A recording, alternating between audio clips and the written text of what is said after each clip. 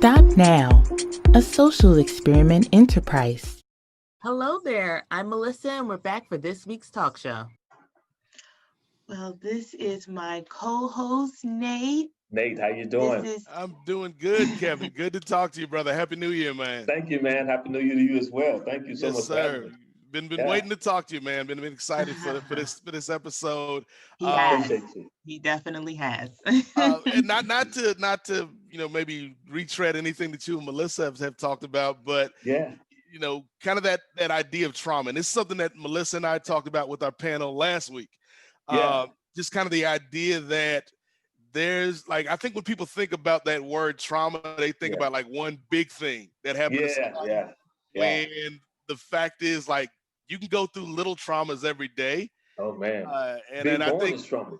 Yeah, I was gonna say, I think in the Black community, there's a lot of these traumas that have accumulated that we don't really talk about, and especially with our young men, it comes out in unhealthy ways.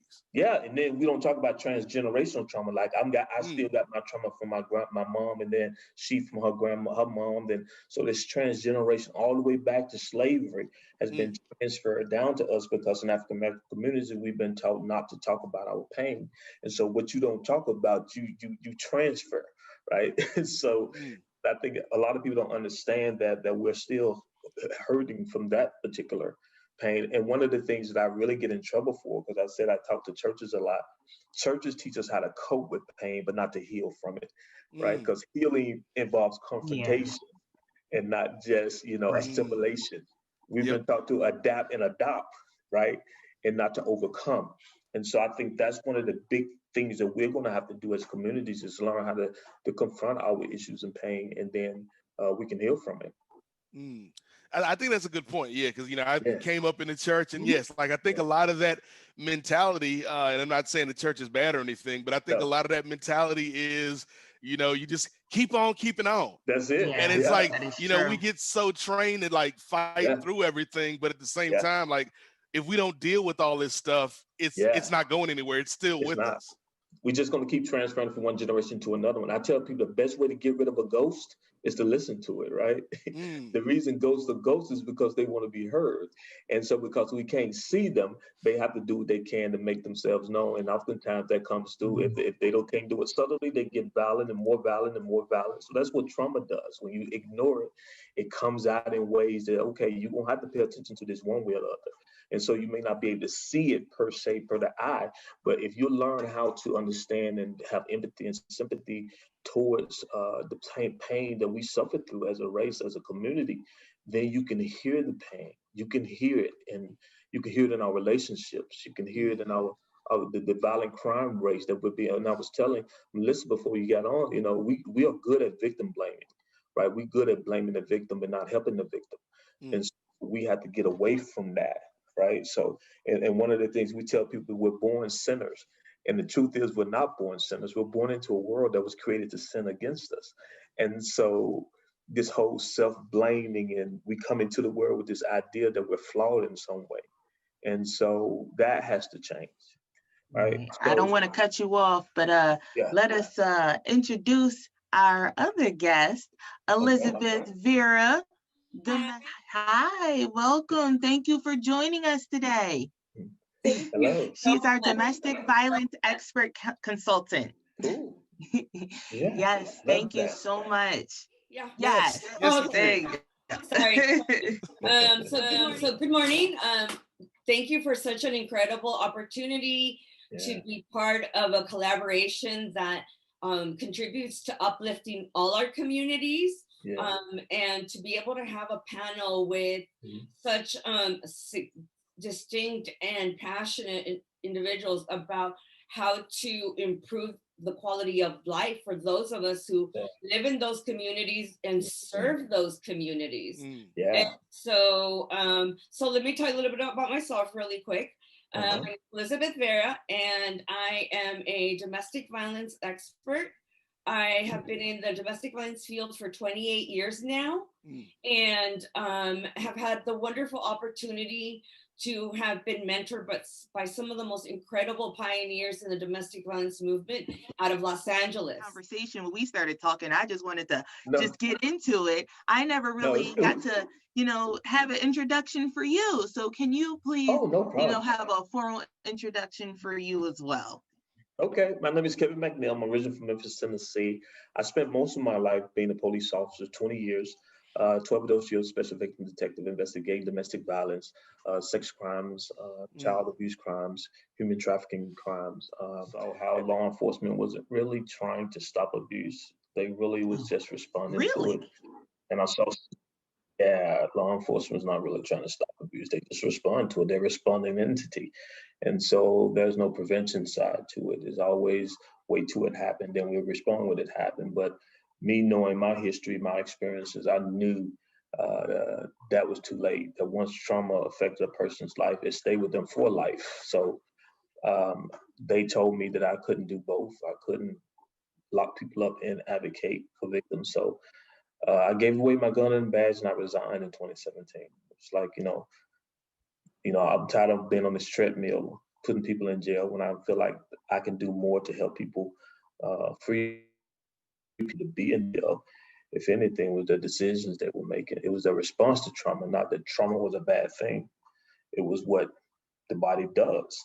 It's just that most people are not trained to respond to it well. And so we were punishing people for being traumatized and making bad decisions. So, so I went into the whole speaking, teaching thing, And that's a really good point. Do you think that there will ever be a time that the police will start to incorporate that? Like you look on TV and you see how they tend to escalate the situation rather than de-escalate the situation. They need to start putting in training how they train the police officers to calm things down rather than to, start killing us, right? Hype things up. I think that's going to have to be a training, but I also think it's going to be a restructuring of policing. I think you're going to have a community policing and then a responsive police agency. The responsive ones for the violent crime that you're going to have to use force, and then those other police officers who don't have the guns, who don't come with them, the militarized machines and vehicles, and those who can actually sit down and have a conversation, and that's their job. Right? They don't respond when something happens. They're present just to say hello, just to speak, just to go to the parks and watch kids play basketball. We got to change this whole structuring of how we police our communities. And the communities will feel more safer becoming their own policing agencies and doing what's necessary to keep their own neighborhoods protected and clean, because they feel like they're in control of it and not being forced to obey rules that apply to some and not to everybody.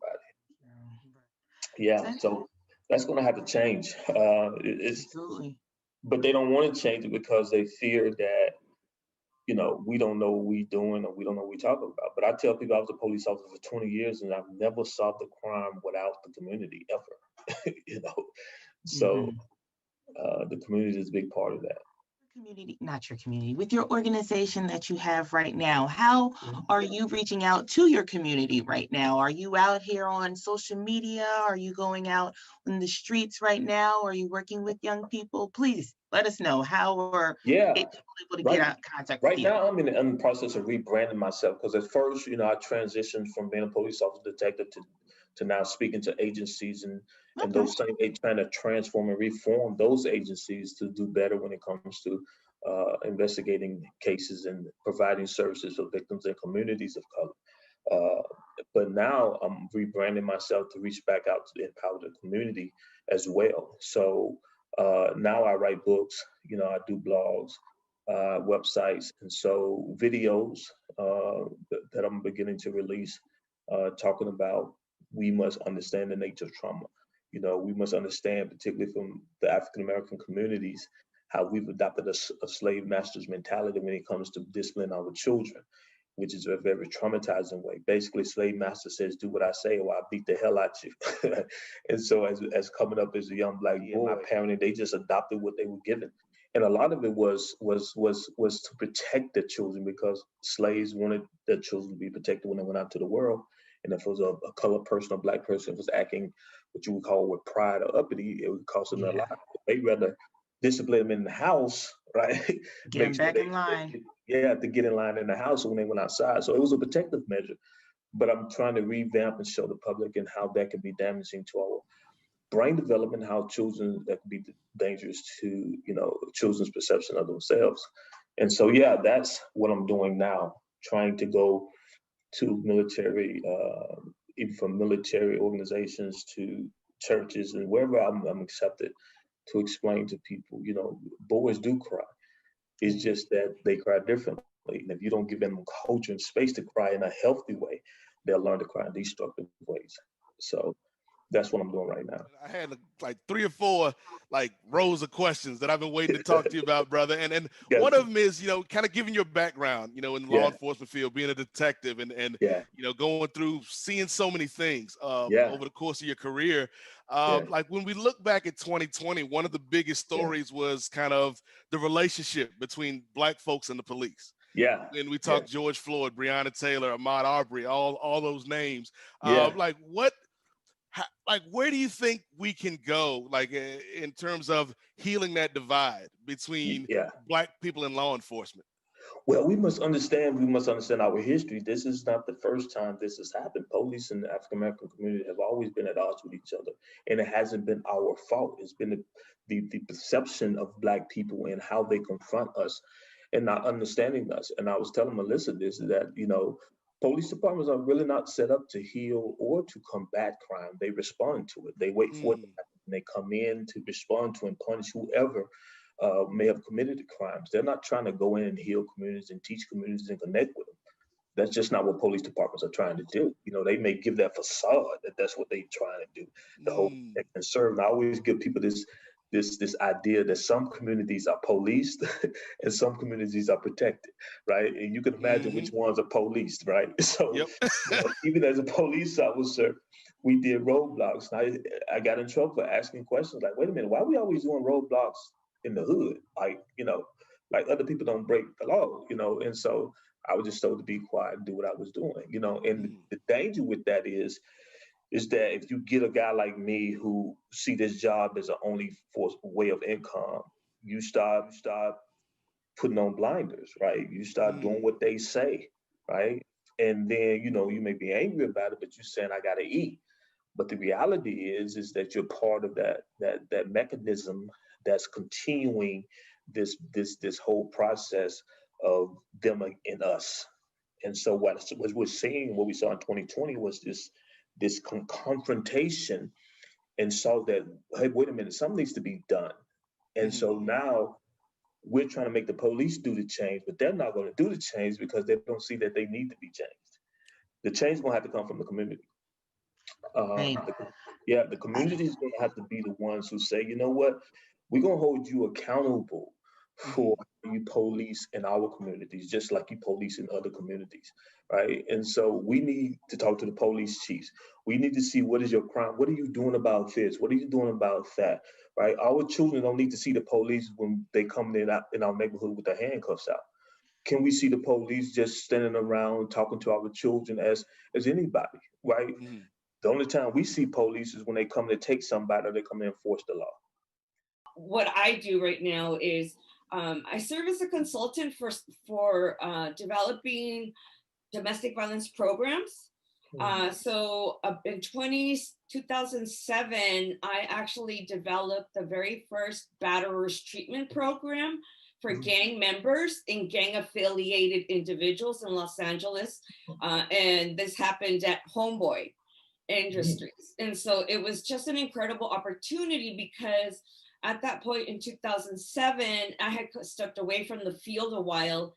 And from my experience working with female and male offenders in my treatment groups, one of the things that really resonated and I really saw as something that needed was that most agencies are very quick to terminate individuals who are gang affiliated or gang impacted or gang associated. And so because most of the time these offenders are coming in, many of them have very previous long documented histories of violent behavior, whether that have been in a relationship or a family dynamic in the streets, what have you. And so any demonstration of their resistance or their vocalization about like not understanding why they were there, like batterers treatment programs are designed in a certain way where it's almost like you have to have some understanding of what it is, because all clients come in and they're so lost. It's like, what am I supposed to do? And there's these rules, like what can you say, what can you not say? And in the batterers treatment movement, every organization functions independently, and they have their own models and theories about how they apply those methods and ideologies to their group. And so one of the things that also stood out is that a lot of my high-risk offenders were terminated quite often because they didn't come to group. They had too many absences. And then what happened is, because they had so many absences, they're violated, right? Because some of them are on parole, some of them are probation, children's service, of course, family court, what have you. And so they would be bench warrants get, they issue bench warrants when you're you're not compliant to your program without any explanation. And then they can be driving down the street to get groceries and they're arrested, incarcerated. And obviously, previous to now with the whole issue with bail is a lot of clients could not get out of jail to come back to their programs to comply again because they couldn't get out of jail in time, and they couldn't call their treatment program and let them know that they're incarcerated. And then if they did get incarcerated, instead of it being acknowledged as a temporary leave, it got counted as a violation. And so then they were immediately terminated from the program. So then that's another violation, and it's just multiple layers. And so the biggest thing on top of that, and there's so many things, is that when we are working with sensitive needs populations, regardless of whether we're talking about juvenile offenders or female or male offenders across the spectrum, and anything that has to deal with violence, is that we forget, or social service providers forget who they're working with. It's like they forget the population that they're working with.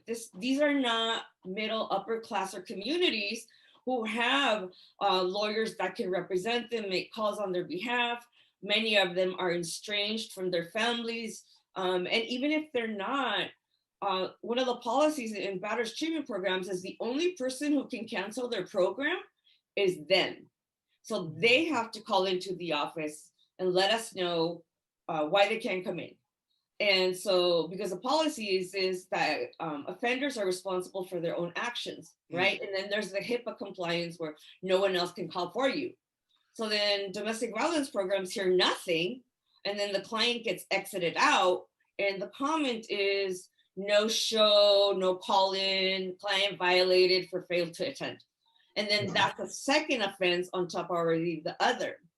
Wow. And the reason that I'm sharing this is because one of the things that people really don't understand unless you come from these communities or you have been educated or surrounded or empowered, is that working with gang members or gang affiliated or gang impacted communities is safety.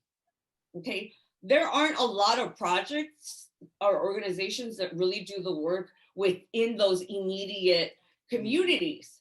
And the ones that can't serve everybody because there are territorial lines. You can't cross one neighborhood and jump on the bus and go to 2-3 neighborhoods away and then walk in like it's nothing and assume you're gonna make it to the door and then get in. Yeah. So that is, that was something that's always really resonated with me. And I just feel like there hasn't been enough awareness on that. I think that we as the domestic violence field, and like any other field, whether re-entry, juvenile justice, is that we kind of become a little tunnel visioned and we function within our own parameters. And then when we cross reference, we don't understand how we lost the client. because we get on this high horse about, excuse me, we get on this high horse about we're doing the services better than they are. And so instead of aligning ourselves with our external support systems and frameworks in our community, all we're really doing is isolating clients at the end. A domestic violent household. Really didn't know what it was. I knew I didn't like it until I became a police officer, understood the dynamics of it. But at the age of 12, while walking home from a friend's house, I was kidnapped and I was raped by a man that I didn't know. Once he was done raping me, he got on top of me and began to strangle me and tried to murder me. I had to fight him off. I did fight him off. I ran all the way home. And my mom asked me what happened. I told her, and I lied, told her I was robbed because I was a male. I couldn't dare tell anyone that my virginity and my masculinity had been taken from me from a man that I never met before, never knew. And so I, carried that with me for years and years and really didn't tell my story or disclose the story until I was in my late 30s. And I was a police officer with a gun and a badge. And so that's my story. And while a police officer, while investigating cases of a little boy, I had a case of a little boy who was molested as well. And I watched him tell his story with such courage. And I watched him transform in front of me as he was telling his story, hearing his story and us asking information from the kid. And from the child advocacy point of view, they were listening. They weren't trying to tell the kid or trying to extract information or use the kid to get information. They were actually concerned more about the person than they were about what happened to the person. My case. And that just made me a better investigator. I solved 6 serial rape cases here in Atlanta. I solved 5 child murder cases here in Atlanta. And it was all because how I dealt with the family and the victim, right? I didn't make them feel like they were somebody that something bad happened to. I really became interested in every part of their lives, not just that part. And so that became my passion. And I wanted to incorporate it in our training. Police department told me no. I'll get back in my cubicle, do what I was paid to do. So in 2017, I handed over my gun, my badge, and I started my own company. I said, if I can't do it from the inside, I do it. And so that's what I do now full time. The 12 Project is an organization I created to educate the world about the effects of trauma and abuse from the victim's perspective and not just from an expert perspective. The listening. My motto is being heard leads to being healed. And so I think that was one of the elements that had been missing that we tell victims and we use victims to get information, but we rarely hear their stories. And it is those stories that brings forth not just justice, but also healing. Because for me, just putting someone in jail is half the justice. You have to bring healing to the family and the victim as well. Thank you for telling your story, Kevin. And I feel like, that's something that a lot of our viewers, maybe can relate to. And tying what you said back to what Elizabeth was telling us in terms of the system, because I do feel like there's maybe a bit of a barrier for survivors or victims that do want to tell their story, that do want to seek justice, but they don't know where to turn. They don't know where to start. Is there something that the system can do to maybe better assist these people out here who have been hurt? Yeah, for me, I think, and one of the things I try to get police departments to do is get into the normal. You can come in, and so that you're trying to tell them how to run their communities, listen to the problems they bring to you, and try to coordinate and cooperate with them and establish a connection to partner with them to help bring some of these things under control, and not just under control, but actually give them and empower them to understand the nature of how we do this as a team and not just as us versus them. Because people, like Elizabeth said, I may want help from the police, but I'm afraid that if I call the police and you pull up to my house in a marked car or walk in my house and come back out, that I'm deemed a snitch. Now I put my whole family in jeopardy, right? Or when I worked domestic violence cases, officers didn't understand. They would threaten to lock the victim up if the victim called again. So now the victim thought, wait, who do I call? This officer, it comes in and they don't see anything because the law said they have to see something to do something. Like, wow, really? And so, you call the police on the person and they come in and they go by the law and don't see nothing and leave. How much jeopardy have you put that person in? And am I going to really call the police again? And one of the things I trained police officers on too, we was in the habit of sending kids to their room. Like, could you tell your kids to go to the room, this dope business and didn't know we were sending away our most powerful witness, right? Because children hear, they listen, they're affected by it. And so we were just not trained. And I think we're going to have to invite some of the community folks. It can be pastors, it can be, whoever, into some of our training and train together.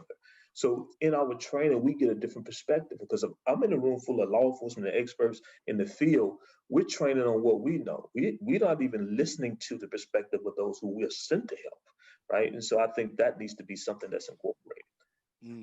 If I can just chime in on that part, I completely agree. By the way, I'm a huge fan of the 12 Project.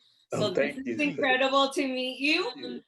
So one of the things, and it's totally in line, in Los Angeles about 20 years ago, this concept of community policing had really begun to emerge. And it was like a collaboration with the probation department and law enforcement and sheriffs. And so at one point, community policing was actually a model when it had just been released. And so there was extensive cross-training within disciplines. And then as, the violence exploded and leadership and governmentship changed, there was a shift, and it went from collaboration to a more like, well, we'll consult with them if we think it meets the need. And then it came to, well, really not talking anymore. And then it became us versus them. And how we look at victimization, how do we determine offenders. And California has a lot of interesting laws. And so one of the things that happened in the last 20 years is this concept of, mutual combat, which is a term that is used. And so one of the things that happens is that if law enforcement receives a 911 call and goes to a domestic violence home to respond for the call, the priority in law enforcement is you have to identify who the primary aggressor is. Now, the reason that concept is so dangerous is because it's never crystal clear who the primary aggressor actually is. And sometimes what happens, and again, anything I say is just an observation and not anything negative about how we do our work. We all have to do our work within the parameters of what we've been given. So law enforcement officers are not social workers. They're there to enforce the law. And so I think also that public awareness piece, people need to understand that what everybody's role in limitations are when we do collaborate and respond to these circumstances. And so when they couldn't identify who the primary aggressor was, it was determined to be a case of mutual combat. When that happens, they arrest both. Yeah. So let me just say, like, typical relationship, is male, father, daughter, father, husband, and kids. So there was, for a very long time, the arrest numbers really went up for both victims who had been experiencing domestic violence episodes and for offenders. And then that means that the kids go fast track into foster care, then they're placed with families. And then the average time, well, here in LA, the average time a DCFS case is open is about 2 years. The first 6 to 8 months are all investigation. Then there's determination whether voluntary family reunifications are going to be offered. Clients have to enter treatment. They have to graduate from these programs, or we say, okay, if you go to counseling for a year, you're going to be a great dad now. But we know that not to be true, because we see all these incidents of child and infant mortality after children have been separated from their parents for extended amounts of time. In LA, we saw multiple cases, and it happens everywhere, but it just doesn't always get the light. It doesn't always get the light that people need to see. And when it does, it's so dramatic that it's undigestible to the lay community, because the concepts, like you're saying, they're so complex. I mean, domestic violence, any type of abuse or trauma, the reason that it's difficult is because it doesn't make sense. Yeah. So as our brain works is that, well, 1 + 1 is 2. So I don't understand how 1 + 2 is 20. And so what happens is then when our communities do see these cases get the media attention, they're like, well, how could that happen? In my mind, because I'm really dark and sarcastic, it happens all the time. You know, infant mortality rates are at the highest between 0 to 12 months. That is the most dangerous time for a child, and that's when they're most likely. And then from there on, it's up to 5. And so as we move forward, sometimes when we are working with families, you know, it is really difficult for us to communicate as advocates and treatment providers that we appreciate their situation. And it's really hard because there isn't a real word. Because when I was a DART responder to a domestic abuse response team member, and I'm trained in sexual assault response team as well. So I've gone out on the police calls and have you. And I agree is that particularly in communities of color, you know, we can smell them a mile away, like we know. And we are, as a culture, are so institutionalized into this sense of fear that we either as victims, as witnesses, or as offenders don't genuinely disclose all the details that do merit the attention that could determine a more logical, practical direction for intervention. What intervention services are going to work. And so one of the things, and it's just right off what you're commenting, is really training. A couple of weeks ago, I just wrapped up a project with an agency that does law enforcement trainings. But what was really unique about this and this project was it was using VR technology. So what it is that law enforcement officers obviously go through a certain amount of training, but they're not experts. And we are all human beings. So whether we know it or not, we do project our own ideologies into the situation. Like to say, well, I'm completely detached. No, you're not, because the fact that you said detached means you're not. It's all semantics. And so this training was really developed. There were multiple scenarios that we worked on, and there's 3 endings that the officers, based on their decisions, do. And so the training is a virtual reality. So they actually put the VR goggles and the multiple scenarios play out. There's an ending where it's a fatality, and then there's an ending with a more positive intervention. Because I think the other thing, and it would be great, is I've not always been, honestly, let me just say I've learned to be a better communicator in what I say and the words I use.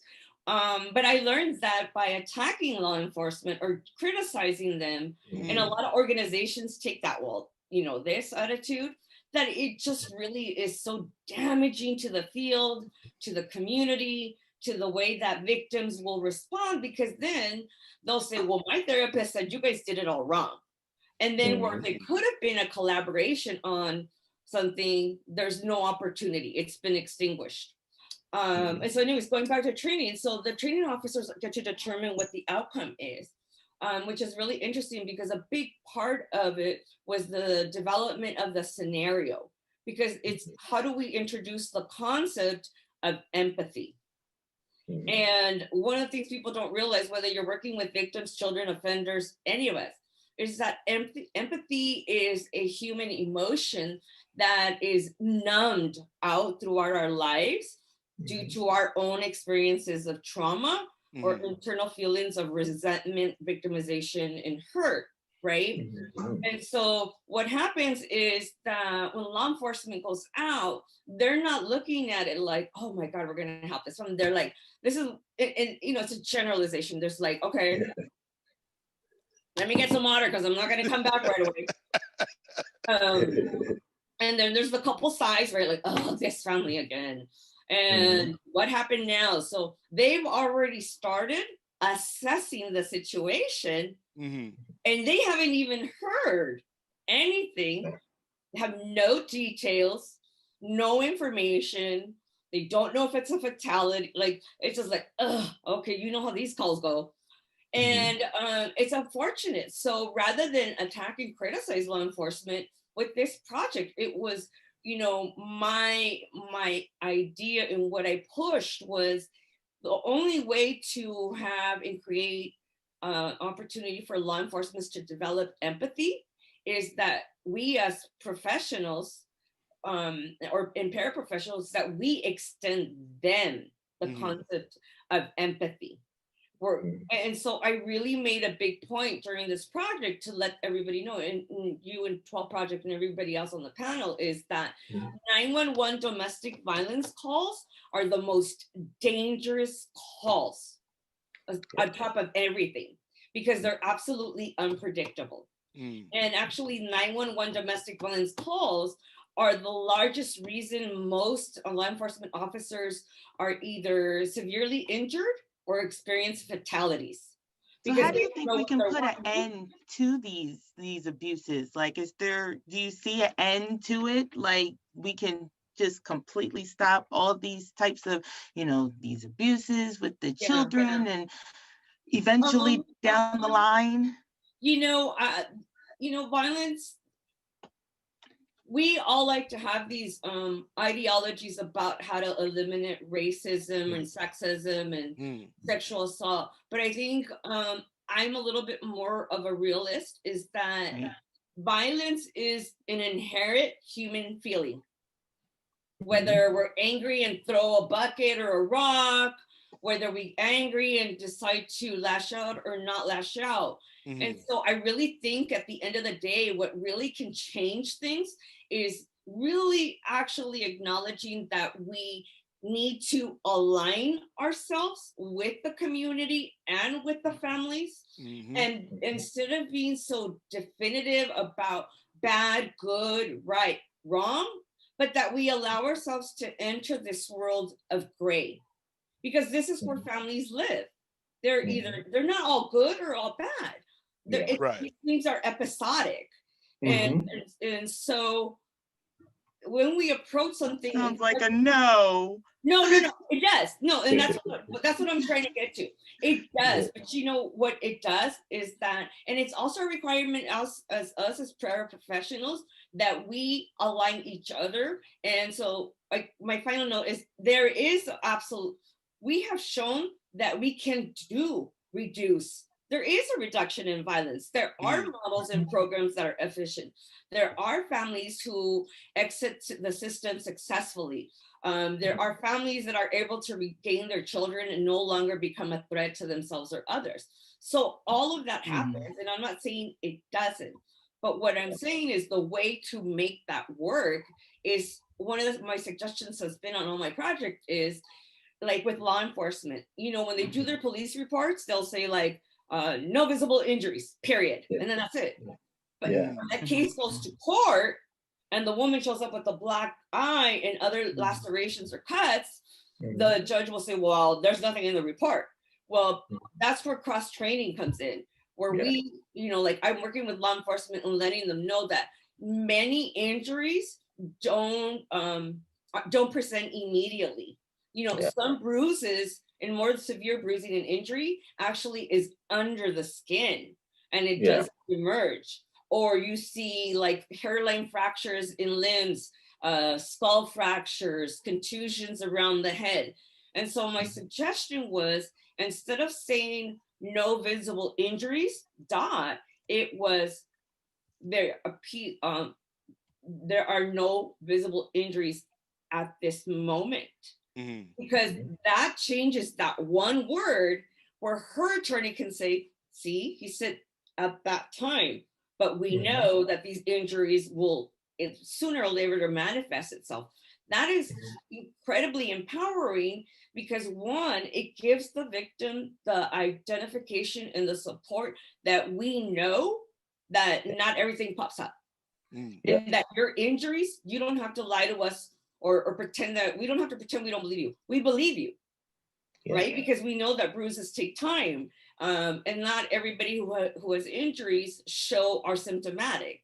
And so that just one line also allows law enforcement and the judicial system to add additional charges for any other injuries that they sustained, but are only now manifesting themselves. And so I think a lot of it is really language. And that's how we can support each other. And that's how we reduce violence. It's about being able to start identifying more commonalities in how we work with our communities and how we work with each other, than really being more definitive. We need to blur the line when it comes to connecting. And I was a victim of domestic violence. That's how I got into the work, and that's, you know, story for another day. But the degree of violence that I experienced and my children experienced was severe. And so the reason that I got into the work is because I just saw how DCFS attacked me, and then law enforcement couldn't get it together, and then my family and my abusive husband. And I just kept thinking to myself at 19, I don't want this to happen to another family. And both of my children sustained lifelong injuries. And so that's why language is so important. And I think it's under-recognized as a tool, but it is a tool. And so working with families, when we say, I appreciate your experience, you better mean it. Yeah. Understand. If she's crying, let her cry, instead of writing, patient is incredibly emotional and unstable and failure to protect. No, she's not. The fact she even got to your door makes her compliant, makes her successful. When she gets out of the bed to feed her children whatever it is that she can, that is a good mother. A mother to keep going. And so we are in that direction, and I'm really proud to see how much movement and growth is happening, which is so exciting. Like right now, I'm doing homeless intervention services in South Central. And let me see the things that I'm seeing, the degrees of violence, poverty, gang, just to me, the part of South Central that I'm in, it really looks like a refugee camp.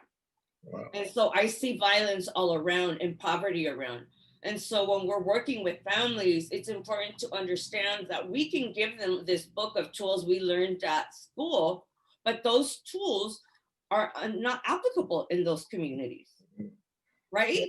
You can't call the police. If someone calls DCFS, you're more likely to get your children removed. Right. If someone gets scared because you look a certain way, Elizabeth, not to pick you guys. I mean, Kevin also mentioned that, right? So you all go through this and you have that trauma and experience on abuse, and then you decide to do this. So is that like something like only people who got abused have to talk about it and they have to fight for it? Is that how like you see this? Okay. Yeah, I think when it comes to people who do the work and become very passionate about it, something draws you to the work. I think you're summoned to it, whether you don't realize it or not, you know, and that's one of the ways I get officers and other people to be empathy towards victims, is that everybody, you know, has a story. And particularly, you know, when I talk to officers and talk about how many of them have seen their parents argue and didn't like it, right? And how they feel at that moment that they witnessed this as children. And so they begin to, you know, incorporate their own sense of witnessing some things when they were little, because we forget sometimes when we deem ourselves to be experts, we focus more on, you know, how can we solve the problem rather than how do we understand it. And so I think understanding the problem becomes more of a tool to actually handle and help with the people with their problem than seeing the people as the problem. And so you start dealing with polyvictimization, you start dealing with, you know, complex trauma. Everybody has experienced trauma in some form, some shape or another. And so I think what happens is those who do the work, we forget that we also have been traumatized in ways. And so we see this more as a job, as more than a calling, and more than our our ability and special gifts and talents. We don't see ourselves as gifted and talented, but now we have transformed and transferred our traumas to now become the almost like the what I can't think of the helper. We're the hurt helper. We're the ones, you know, who know what it's like, but somehow we forget. And I think that's common in the field. We all, the minute we are born, we inherit the history of our predecessors, and within our culture. And it's not just within culture, but in culture, there's multiple subcultures, and classism and ageism and sexism, and I could go on and on, you know, families with disabilities. And the reality is to really step away from this concept of, wow, that's in their culture, and label it that way. Because not all, for me, I'm Mexican, not all Mexicans are the same. We were all raised the same. And so what I really encourage everyone is to, rather than say, well, that happens a lot in the Latino community, that's really isolating. And what it does when we use that language, it scapegoats the offender, so that the offender can now say, well, it's because I was Black, or it's because I was Mexican, I was poor, I was this. And that language really causes, and that approach actually really creates more distance and more damage, because we do inherit our culture and our language and our education and what have you. What I always emphasize is, be an individual, be you, don't be human, just be a human being. And when we can approach each other as mutual human beings outside of what we think we see, but we really don't know, it really shows that we have respect for each other's life. And even within our culture, one of the things that stands out is colorism, particularly like in the Latino community. The more browner you are and darker, the more bad you are and poor. The lighter you are in our culture, the prettier you are, the better you are, you different chances. And so to really, I know that these concepts seem impossible, but some days we're gonna do it right, some days we're not. But to just come from that place. And I think that always being respectful of the communities, and making changes that they can adopt, that are easy. So one of the things that I do is, when I work with victims and children, I teach them how to call 911. Kevin, so like we are running short on time. To piggyback, two questions for you, Kevin, to wrap up. First, going off of what Elizabeth just talked about, you know, kind of that transgenerational trauma, some of those stereotypes out there. Question number one is like, how do we get to that point where we're individuals? Then the second question is, again, going back to something Elizabeth talked about earlier with the way that we interact with the community and law enforcement. And it's not us versus them, but it's everybody working towards a common goal. One of the big things this past year in 2020 was the idea of police reform, or defund the police, or some would even go as far as to say abolish the police. Where do you come down on that? So those are two big questions that I'm throwing here at you at the very end. I think one of the things we have to deal with, culture is a big issue. And I often train 911, I mean, investigators and police. If someone calls 911, that's a revolutionary act. That's serious. They may never get a chance to call it again.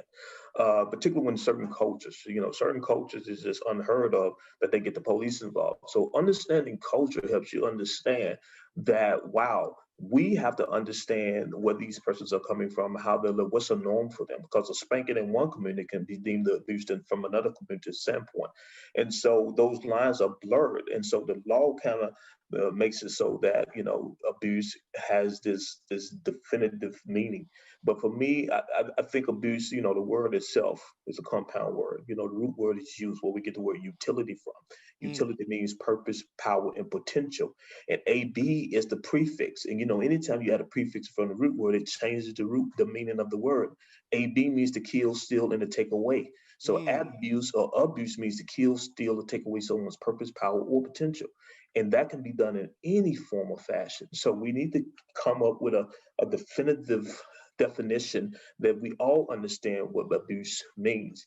And so as far as the defund the police and transform the police, I think oftentimes what happens, people go to the extremes and say, you know what, let's go to the far end and say, let's get rid of policing altogether.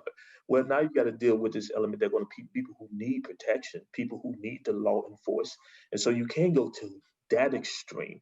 And I think what happens is what we have to do is sit down and have a conversation as to what we're doing wrong and how can we correct what we're doing wrong and what are we doing right, and let's increase what we're doing right.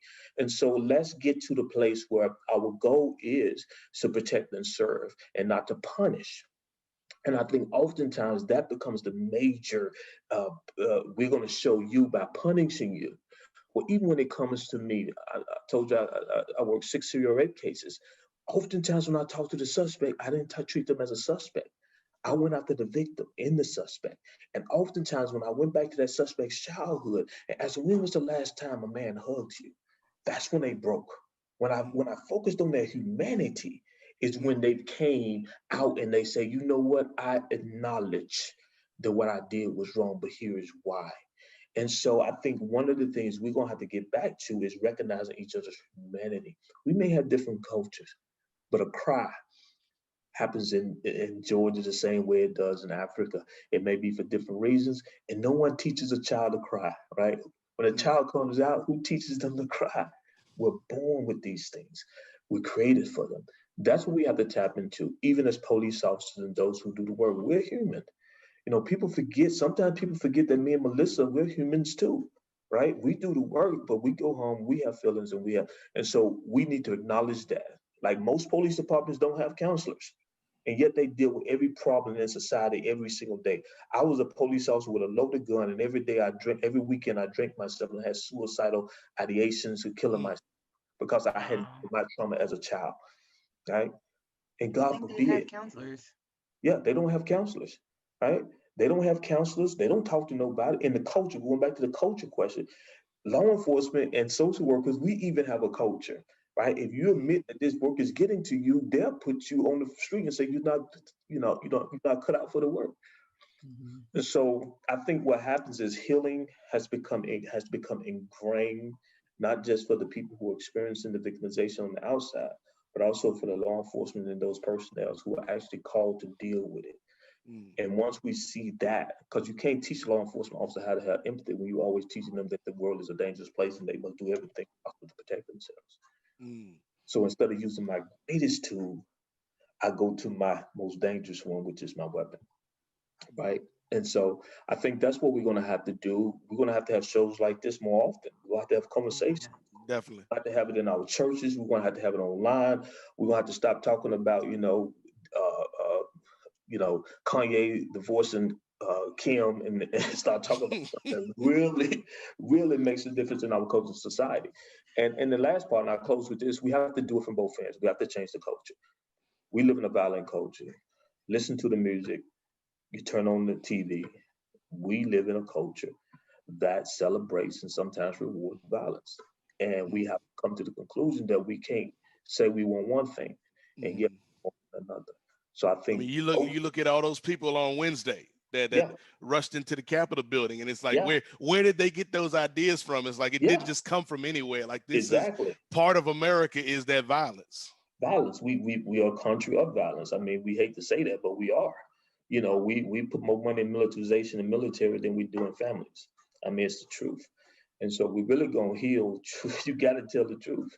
And so I think that's one of the things that we're trying to skate around. We're not pretend that this is not has not always been an issue. It always has been. And I always tell people human trafficking is not new when I do this. You know, that was a song by 356 Mafia that the Oscars gave an Oscar for It's Hard Out Here for a Pimp.